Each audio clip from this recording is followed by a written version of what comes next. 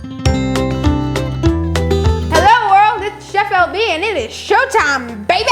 Today it is mac and cheese, and man, you don't know how much it's one of my most favorite dishes in the whole wide world.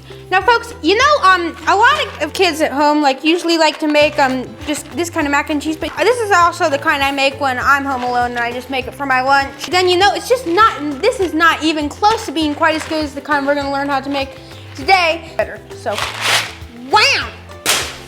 All right. So this recipe is like the world's most delicious recipe for mac and cheese. It's just a great recipe for the winter time, and today it is winter today. And this recipe was also given by Aunt Martha, and who would also be my grandpa's sister. She is from Oklahoma and Texas, and man, does she know how to cook. And it is an honor to make this world's most deliciously recipe she gave me. Thank you, Aunt Martha. My grandma makes me mac and cheese every year for my birthday. So now my grandma makes a great recipe with a sauce and stuff, but for this one you don't really have to make a sauce because you just do it all together in one big thing. So that just makes it so much easier to make. And let's get cooking here, people. And the first thing we do is we wash my beautiful hands. Towel, please. Thank you. The first thing we have to do is we have to get our oven to 350 degrees bake. And then we got to get a pot of water boiling, which we have here. And then we put in our mac, which is exactly what the instructions request. And then we just put in 1 teaspoon of salt. And we stir. Now we're going to put 3 cups of half and half into the pot. Right now we're going to turn the stove on to a medium heat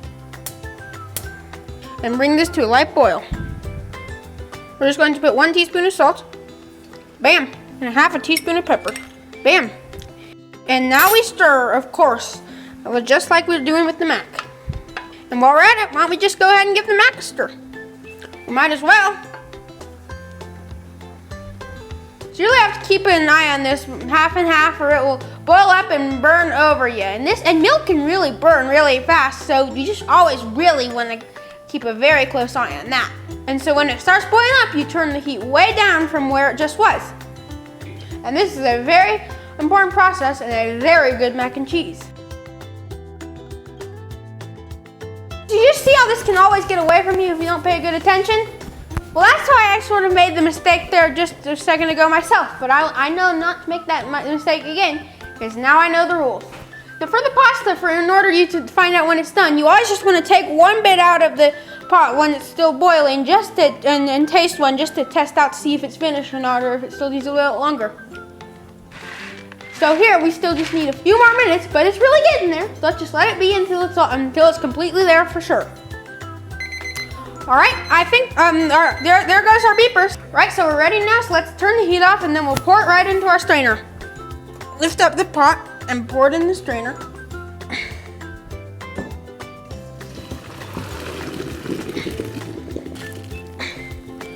Bam! Now let's rinse it off a little. Now we're going to shake out all the little bits of water that are still left and back into the pot.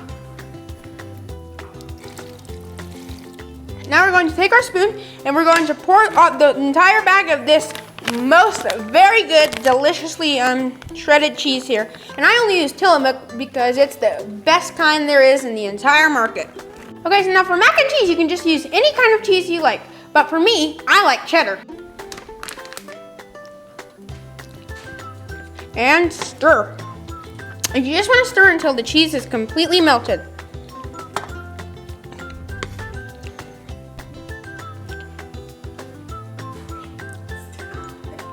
And if you may notice, anybody who knows me knows I'm a fan of carbs.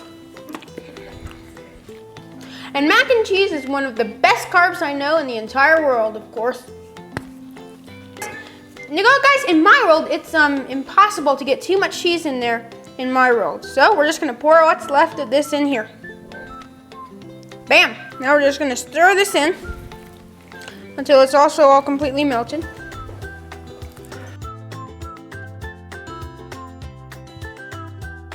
Okay, so now let's get our cream in here, and we just want to pour it in very slowly. And you just want to do almost all of it, but not quite. And now we stir it in once again.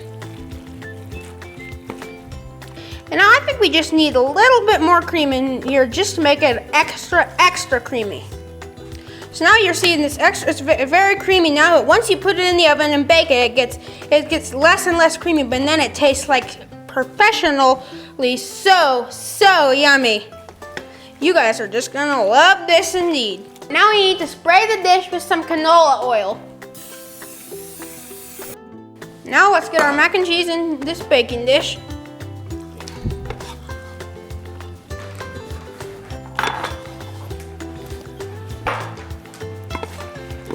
Now we're going to pat this down really good so it's completely flattened. Now we're going to add more cheese because you just can't have too much cheese, and because that's just impossible, you know?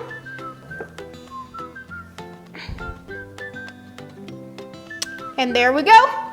And now for some panko, which is going to give it a nice crusty texture. We're just going to sprinkle a little bit on top. You know, I always just do like a little bit of crunch on the top of my mac and cheese. So now, into the oven for 350 degrees and 25 minutes. I get so nervous, so I have to paste to let off all the nervousness. Hear that beeper? That means it's time to take out the world's most famous, deliciously mac and cheese we have just finished cooking.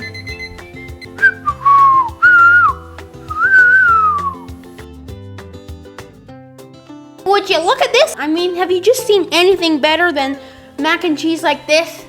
I mean, does this look homemade to you or what?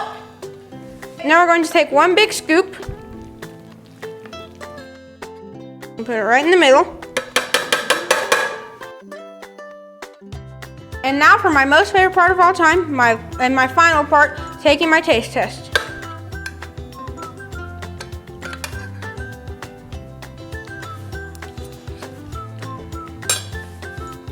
Yum, yum. Hallelujah. Thank you so much, Aunt Martha. Well, that's it for today, folks. I'll see you on my next video, and I'll be back again soon. Adios and yum yum.